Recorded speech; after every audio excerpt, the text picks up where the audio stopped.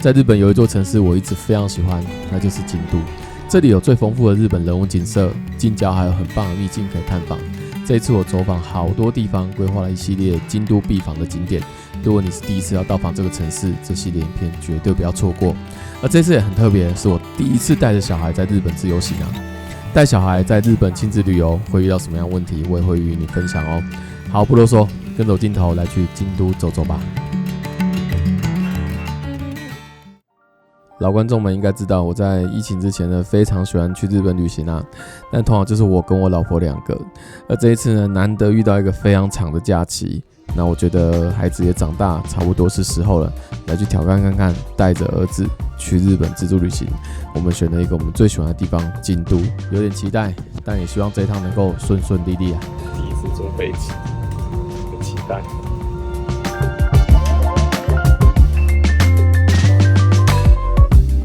回味8年，又回到关西最喜欢来的一个日本地区 ，Kansai。哇，一来到日本就受不了了。那什么？你刚进来就拿到一个什么皮卡丘？哪里的？这次我们搭乘的是捷星航空的红眼班机，一早5点就到机场了。简单的吃个早餐，休息一下之后，准备要来去搭快线，要准备来去京都。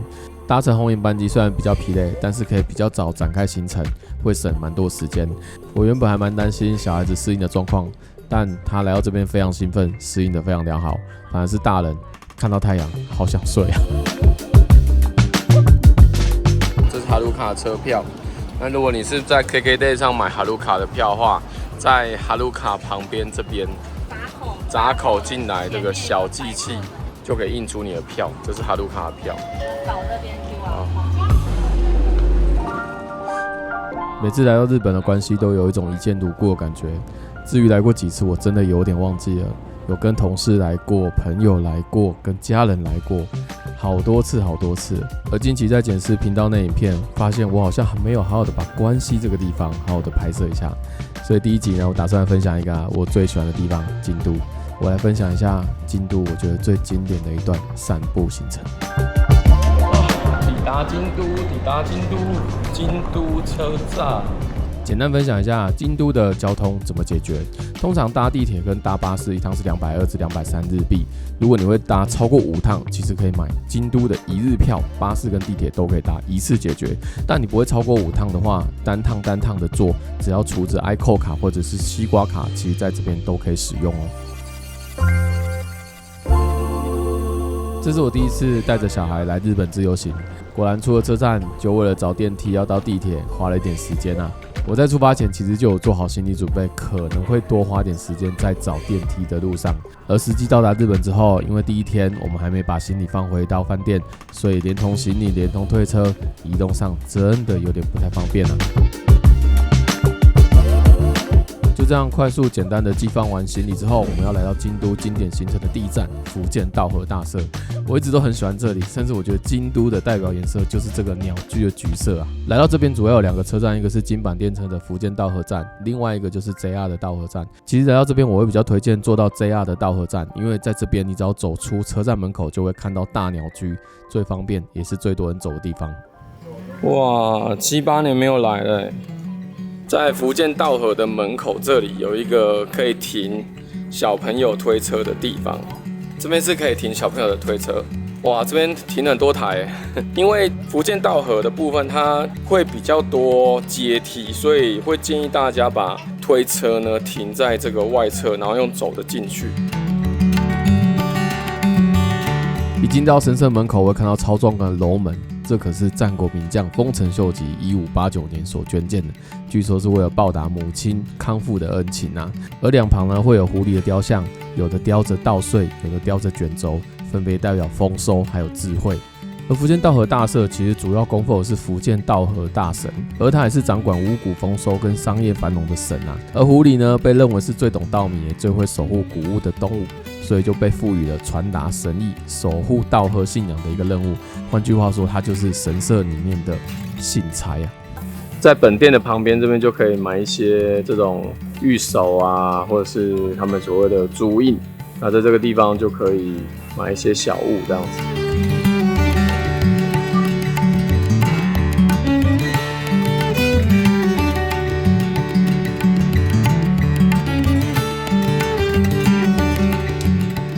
哇，好久没有来了，妈妈。上次来的时候没有小孩、没有说你轻松很多。轻松很多，现在带小孩来不是很轻松，是不是？只是因为这几年天气变化也蛮大的，今年真的比较热吗？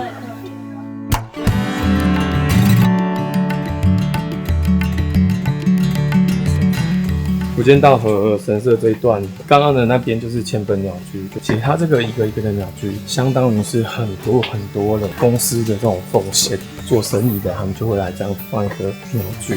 然后这一整个山呢、如果你要全部走完的话，大概要花差不多3-4个小时。那我会建议你大概花1到2个小时，大概走到千本鸟居那边之后，这边你就自己再走一段，依你自己的体力，然后调整你要走到哪边。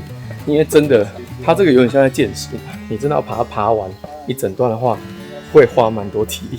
我们就这样走在稻荷山，穿过一座一座的鸟居，就很像穿过一层一层的结界，走进京都的历史啊！我记得我第一次到访的时候，就对这边的印象好深刻啊，所以我每次来到京都，就会想回来走走、参拜、祈福一下。所以我也非常推荐大家把它排在经典京都行程的第一位，一早来这里走走，非常舒服，感受这边的美，非常的值得啊！好，我们现在来买这个小鸟居，然后我们要祈福许愿鸟居。对，你可以把愿望写在上面，然后我们等一下会去那边写完，然后挂上。好，我们再写吧，写一段祈福。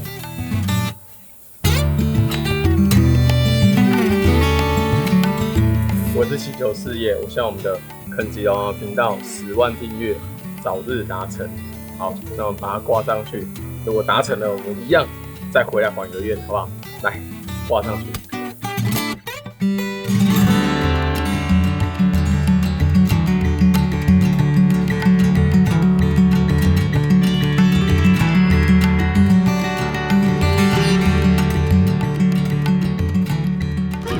接着第二站，我们来到清水寺。我会把它排在第二站，其实是有原因的，因为它可以延续后面的行程，一路可以走到下午傍晚，非常顺。跟着我来去感受一下清水寺的美吧。好，接着我们来到清水寺了。清水寺的话，建议大家就是直接搜寻5条板公车站，因为有时候如果你用 Google Map 找，它会找到另外一个车站去，所以你用5条板的公车站去找，它会找到清水寺的山下，上去最近的距离，走上去大概13分钟左右。好，走吧，我们慢慢走上清水寺 ，Go。到达清水寺的时候，其实是中午了。我们想说先吃个午饭，等一下再爬山吧。所以我们打算呢，先吃个拉面，待会再来上山。后来发现这间拉面店还蛮好吃的。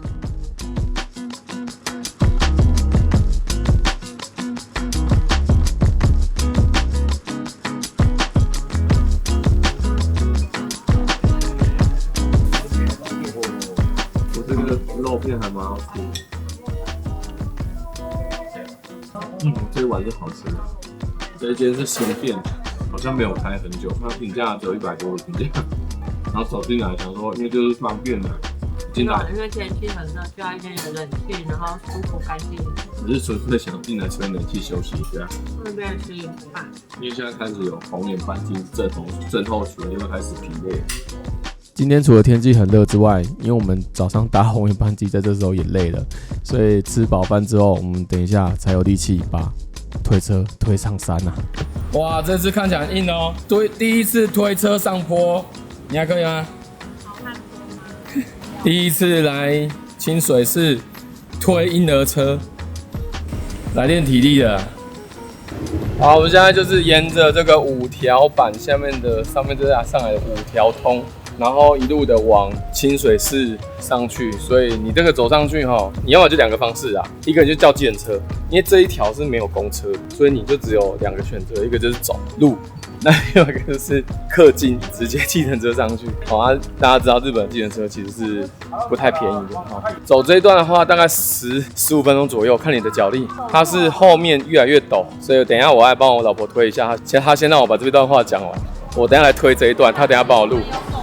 好，Go。这也是我第一次推着车上清水寺，还好这应该也是最后一次了，因为后来我的小朋友长大之后，他就不用推车了。而这段影像记录纯粹想录给我儿子看，知道他老爸在他小时候曾经推着车，努力带着他去看世界啊。最难的那一段我已经帮你，因为我这个速度加上我这个喘度，可以吧？我很尽力了。而且带小朋友出游真的在练体力。到了，漂亮哦！沿着山坡，我们终于爬上来清水寺了。清水寺呢，就位于在京都阴女山的山坡上，它可以从这个制高点望着整个京都的古城啊。这座寺庙啊，建立于西元778年，至今有1200年历史，是京都最具代表性的世界文化遗产之一。整座寺庙就以清水命名，相传啊，是因为山里面有一条阴雨瀑布，据说喝了这边的泉水可以祈求长寿、学业与爱情顺利哦。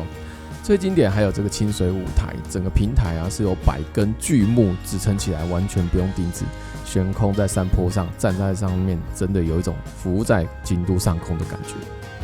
好，各位，我来到京都必访的清水寺啊，我也大概7年吧，6、7年没有来。我有来过一次枫叶季，枫叶季它会有所谓的夜间特别观赏。清水寺其实经典行程里面一定要排入清水寺，一定要排入。所以千本鸟居跟清水寺是我觉得在京都你第一次来你一定要到访的地方。待会来拍几个京都特别的几个景给大家看，尤其是从最后面往前面拍清水寺的整个景色。我拍过一次枫叶，那个枫叶真的是红到很漂亮。好，那我们来探访一下，因为小朋友累了，在下面休息，所以我上来捕捉一些画面，等一下就也要慢慢的往下面走。最后面那边就是大家会在这边往这边拍，因为这边是主殿，主殿就在这一区，这边区就是主殿，然后这边的视野非常的辽阔，可以从这边看景色，非常非常棒。那如果你是枫叶季来的话，这边会红一片，很多很多枫叶，会超美、超漂亮。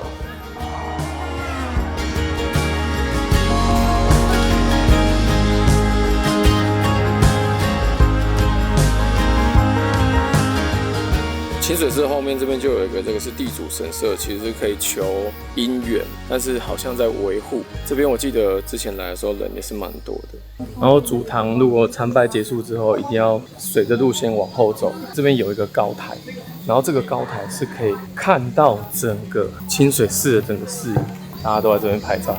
哇，好美，超美。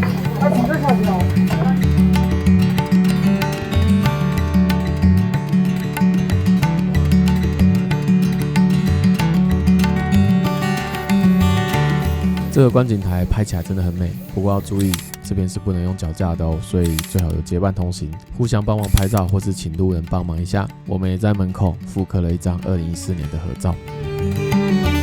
离开清水寺前啊，你会看到这个阴雨的龙泉，就是这个泉水，据说也是日本的3大名泉之一哈。然后它有3个泉水，如果你有看到的话，3个泉水分别代表健康、恋爱、学问，好，3个。那据说你只能喝1个哦，你不能一次喝3个哦，你喝1个才会实现哦，你如果喝3个是犯规的。我是没喝过，因为每次来都很多人，所以我都没有排，太多人了。心诚则灵啊，心诚则灵啊。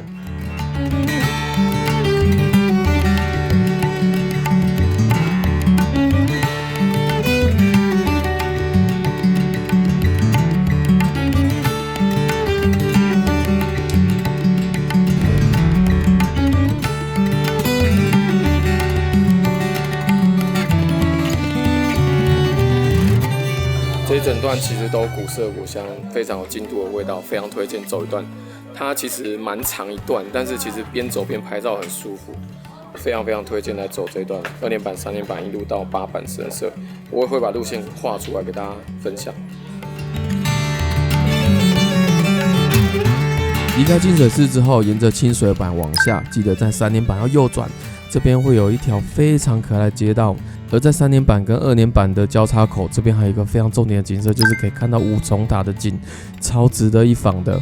爬完五重塔的景色之后，还可以沿着2年坂一路往下往八坂神社走，这段路程非常的静谧，而且非常的美，非常值得慢慢走、慢慢逛，感受京都我觉得最美的一段街景。而这个地图的内容我也会放在资讯栏，有需要可以去看看哦。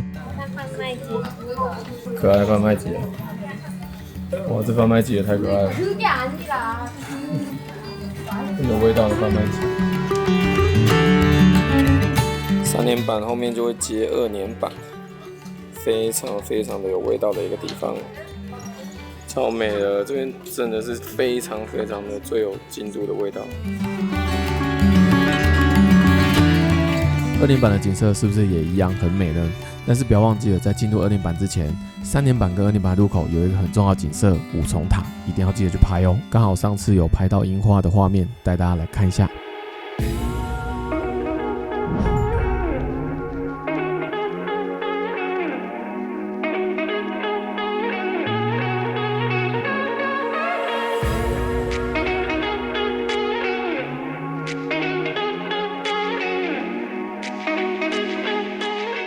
你搜寻五重塔拍照点，五重塔拍照点就会找到这个地方，非常经典的京都拍摄地点。这个地方有时候人还蛮多的，所以如果你要拍的话，稍微要有点耐心。就还蛮特别，是为什么我樱花季来拍？因为在拍照点的这个地方刚好有开一株樱花，你可以拍到樱花跟五重塔的一个照片，很特别，给大家看一看。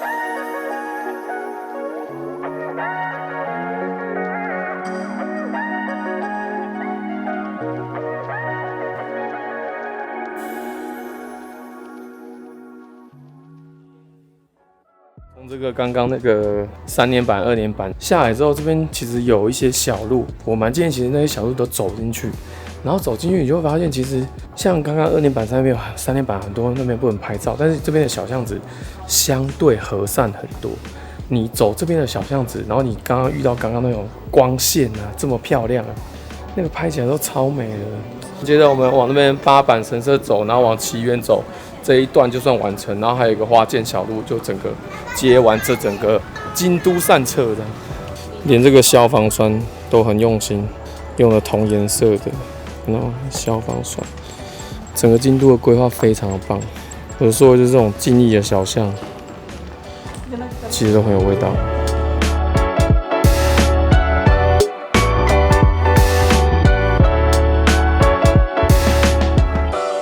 好，这一段路的结束，一个段落呢，就会是在这个八坂神社。所以呢，你从2年版、3年版一路下来，就是导航到八坂神社，就这样一路走下来。那中间很多静谧小巷可以走过去。这一整段就是我在京都最喜欢走的一条路线，而且我走，老实说，我真的走很多次了，我真的走超多次了。然后每次这样走，我都觉得其实你就当散步嘛，然后你要走，然后很多地方可以拍照，你不用走很快，慢慢走，很舒服。就今天中午也比较热啦，可是有时候我就有秋天来的时候这样走，其实是很舒服。好，到了八坂神社。八坂神社其实就是一个全国的一个都有八坂，只是说这个是总社，然后是很大很大的一个八坂神社。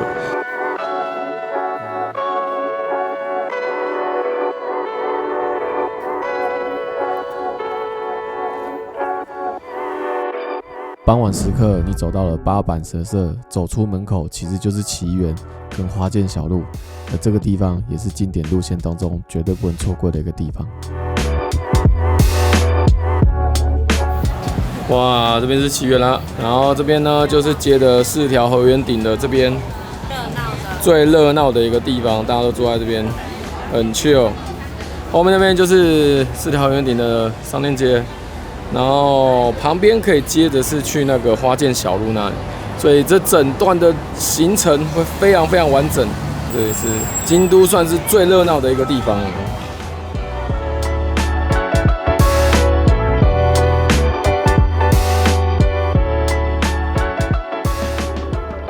这条路线之所以经典，就是来到岐原的时候刚好是傍晚，而傍晚也是岐原最美的时刻。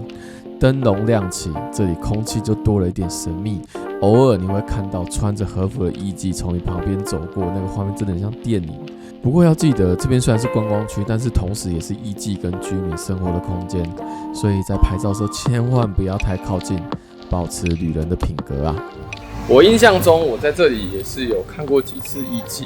来到这边的时候，就是尽量不要私闯一些人私人道路，因为看起来那个是路，但是事实上是那个地方不太能够进去。还有，如果你看到艺妓的话，千万不要一直照人家拍，就是要尊重一下人家的这个文化，不要一直抓人家拍。所以这一段我觉得就是你来逛，但是还是要有保持好旅人的品格。如果你是初次来访京都，这整段过程你会非常非常的走起来会非常有感觉。你会觉得这是真的吗？好像在电影场景里面。对，整个京都里面，我觉得我第一次来其实是非常非常的难忘的。然后我每次来，然后来感受，我都觉得这就是这种文化的底蕴非常深的。一整天的行程来到这里差不多就结束了。那如果你还有体力的话，我再提供你夜晚2个不错的行程。来到岐原这边，沿着往下走，其实就可以来到鸭川，而两旁的商店街其实可以点一份餐点外带到鸭川，坐在鸭川旁，看着河景，看着京都的夜晚，这样更可以感受京都人当地的生活悠闲。我们在鸭川散步。下午这个时间呢，鸭川蛮舒服的，就是你可以简单外带个东西啊，然后那边吃个东西。我们就买了个麦当劳，然后等一下来这边吃个东西。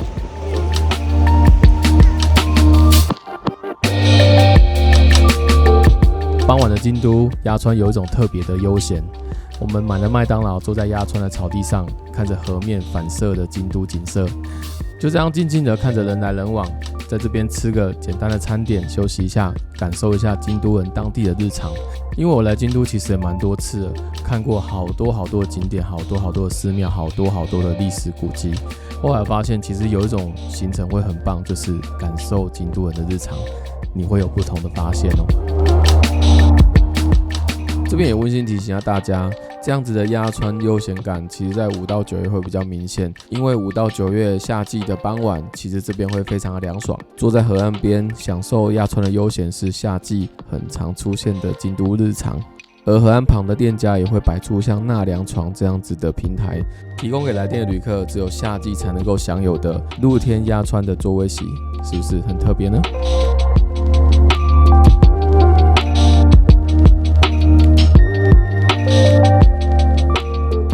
进入夜晚的京都，除了在4条河原顶可以逛街之外，其实还有一个不错的地方就是京都车站了。这边有很多地下街，甚至有一个我觉得很值得推荐的空中步道，带大家来去看看。好，我们现在来到京都车站。京都车站的话，就不要忘记了，在出来的左手边有一个 Porta， 可以去吃晚餐。京都车站的上面其实有一个很神秘的地方，上面有一个可以观景的地方，带大家去走走。走吧，我每次来都会上去看看。循着京都车站手扶梯往上，会看到一个广场，这个广场上会有一些活动表演，可以来这边看看。持续往上就会看到这个 Skyway 的空中走廊，而入口处就在高楼美食区的其中一个入口，就可以穿越过这个走廊，来到京都车站的前端，可以直接远眺京都塔，还可以看到整片的夜景。所以我觉得下午、傍晚跟晚上来这边可以吃饭，可以看夜景，是一个很棒的选择哦。就这样，一整日的京都经典行程在这边就告一个段落了。这个行程我觉得有最经典的千鸟居、清水寺，还有文化底蕴很强的华见小路、岐原，一整段串起来，我觉得非常的顺。晚上呢，可以在4条河原顶逛街，体验鸭川的悠闲，或者是来京都车站看一下不同的京都夜景。说真的，京都我真的来了好多次了。以上的这些景点啊，就是我整理了觉得可以一访再访的地方。而每次再访的时候，我也很喜欢在同样景点复刻当时我们拍过的景点照。谢谢看到影片最后的你，以上的详细行程我也会放在资讯栏，有需要可以去看看哦。京都的经典系列会在持续更新，下一集我们要去哪里呢？我们往近郊走走吧，一个被森林和溪水包围的地方——贵船神社。我们还去体验了夏日限定的流水面。第一次坐在溪流上吃流水面，真的是很特别的体验啊！期待下次与你分享。如果你喜欢我的影片的话，记得帮我按赞、订阅、分享。有任何想法，欢迎在底下留言，也欢迎使用粉丝热推支持一下我的创作。我是 Kenji 郎，我们下支影片见。